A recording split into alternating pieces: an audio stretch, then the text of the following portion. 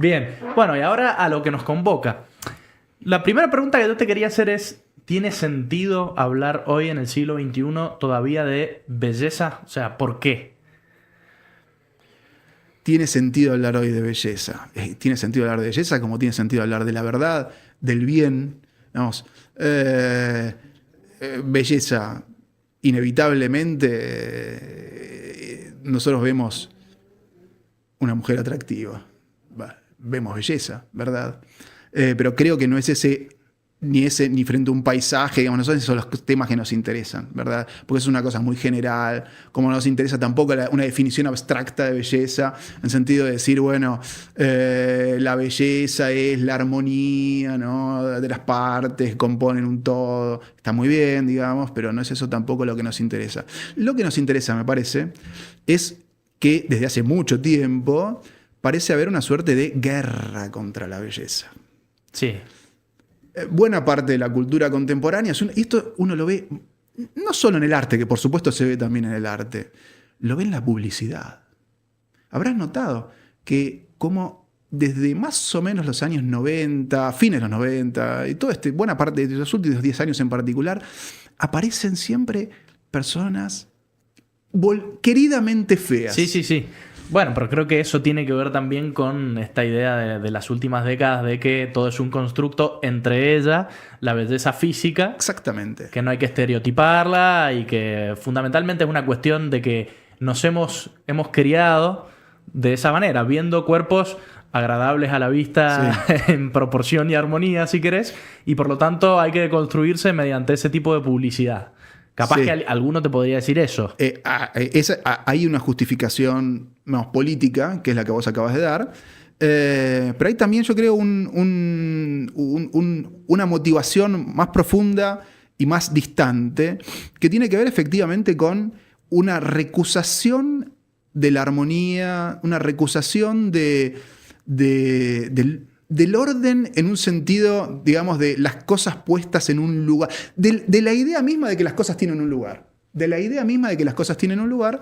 Entonces, digamos, yo, en donde yo soy cualquiera, soy el que les da el lugar a cada cosa. Por lo tanto, todo lo que existe, como vos bien señalabas, es un reflejo, es una extromisión, digamos, de mi voluntad. Sin embargo, todo esto se ha criticado muchísimo.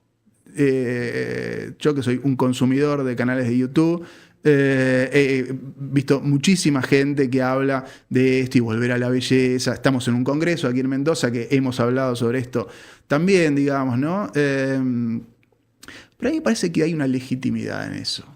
¿Te parece que algo de verdad hay en el planteo de la publicidad de hacer a la gente deliberadamente fea o no tanto? En el cuestionamiento, fundamentalmente por parte de ciertas formas artísticas, la publicidad es un hecho menor, de la armonía, de un ideal, llamémoslo clásico, de belleza. ¿En dónde está esa legitimidad? En la realidad de la vida contemporánea.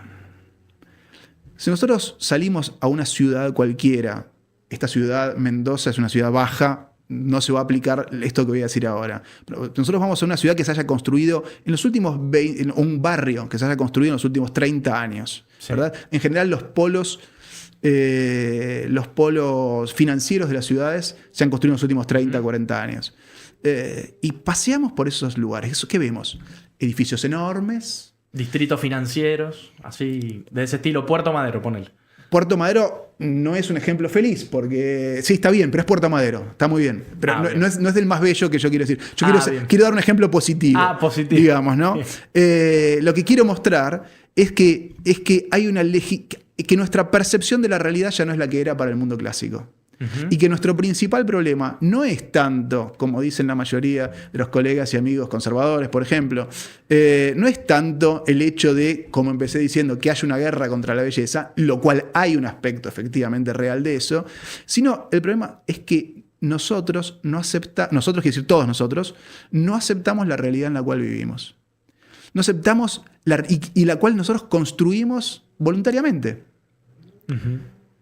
Me explico, porque veo en tus ojos que... No, estoy escuchando atentamente, estoy, digamos, preparando una eventual respuesta porque no me termina de convencer lo que me decís. Que sé que eso te gusta, que no te convenza, así. Por supuesto. Así charlamos. El fuego sale de las chispas. Exacto. Y para que haya chispas tiene que haber... Exacto, pero dale, te escucho atentamente. El punto es, nosotros, el gran cambio de nuestra época ha sido la revolución industrial. La revolución industrial es un fenómeno del siglo XVIII, fin del XVIII, inciso del XIX, y modificó no solo en la vida en las ciudades, sino que modificó las ciudades mismas, entre otras cosas. No solamente el urbanismo, obviamente, sino también cuadruplicó, quintuplicó, sextuplicó las poblaciones. Uh-huh. En el siglo XIX, mediados del siglo XIX, tenemos un fenómeno nuevo en la historia: las masas. Sí, los movimientos migratorios de lo rural a la urbe, ¿no? Los movimientos migratorios de lo rural a la urbe y de Europa, entre otros casos, América, digamos. No es muy probable que tu familia, mía, hayan venido en algún momento después de eso. Aquí, digamos, ¿no? Porque la multiplicación poblacional es tan grande, gracias al nuevo modo de vida, que era benéfico, que la población se multiplica. En el siglo XIX, ahí, mediados del siglo XIX, los más lúcidos poetas, pintores, pensadores de aquella época, por ejemplo Baudelaire, digamos, un grandísimo poeta, que si no lo han leído, léanlo, digamos, ¿no? Paul Baudelaire, sí, Baudelaire. Carlos Baudelaire. Sí. Gracias por saludarme con el Carlos. Las flores del mal, digamos, pero esto que voy a decir no está en las flores del mal, sino un texto que escribió sobre Manet, pintor justamente, que produjo una revolución en esos años, en mediados del siglo XIX, que escandalizó. ¿Qué ve él y otros por primera vez? Las masas. Multitudes de gente. Hoy hablábamos en el Congreso de la ausencia de rostro de la gente en las ciudades. ¿Qué es eso? Pero eso lo empiezan a ver hace 150 años. Después empezaron a crecer hacia los años 20 del siglo XX, los edificios, los rascacielos, los primeros rascacielos. Primero uno, pocos. Ahora hay distritos enteros, que era lo que decíamos, los distritos financieros en general, grandes rascacielos, luego con materiales nuevos y muy interesantes, como por ejemplo edificios cuya vista se pierde en el aire, porque están hechos de espejos, que entonces durante el día, cuando el cielo está claro, se pierden en el aire y parecen estar volando, parecen ser edificios que están volando. Nuestra realidad es esa. Nosotros no vivimos como los griegos al borde del Egeo, contemplando el mar. Es una experiencia que no tenemos. Sí. Podemos tenerla si pagamos 15 días, como mucho, 10 días. Son nuestras vacaciones. Sí, nosotros no elegimos para vivir pueblos medievales. La mayoría que existen todavía, que están abandonados, semi-abandonados, son lugares turísticos. Porque no nos gustan. Porque nos gustan como lugar vacacional. ¿Cuál es el punto que quiero señalar antes de tu respuesta? Ya la estoy viendo en tus ojos. Ya estoy viendo en tus ojos la objeción. ¿Cuál es el punto que quiero señalar? Tenemos que hacernos cargo para construir un mundo mejor y una cultura que sea nuestra conscientemente de la realidad que hemos recibido, de hecho, porque esta no real no la creamos nosotros, la recibimos de nuestros padres, de nuestros abuelos, de nuestros tatarabuelos, etcétera, etcétera, etcétera. Bien, entonces nuestra música tiene que reflejar los ruidos de las ciudades, las nubes sobre las ciudades, nuestra literatura, como hace Baudelaire en El pintor de la vida moderna, o como hace Balzac por la misma época, o tantos otros, o Cortázar en ese libro magnífico que es Rayuela, tiene que reflejar eso. Rayuela es la historia de dos ciudades, París y Buenos Aires, ¿no? En los años 50. Nuestro gran problema, y termino y te dejo contestar, nuestro gran problema, y esta es la tesis que quiero defender hoy, digamos, en esta charla, es que nosotros no vivimos en el presente. No vivimos tampoco en el pasado, que es lo que creen, digamos, los eternos nostálgicos. Los nostálgicos, exactamente. Nosotros vivimos en lo imaginario. ¿Qué es lo imaginario? Y para el progre revolucionario, un futuro que vendrá, que está en su imaginación. Para el nostálgico, el siglo XIII, el XVIII, el que sea, digamos, en el pasado. En esa época sí, la iglesia era la iglesia. En esa época sí, falso. ¿No? Por esa época tenía a problemas. cada día su afán, Sí, dice, sí. dijo cierta persona, digamos, ¿no? En cierto texto conocido.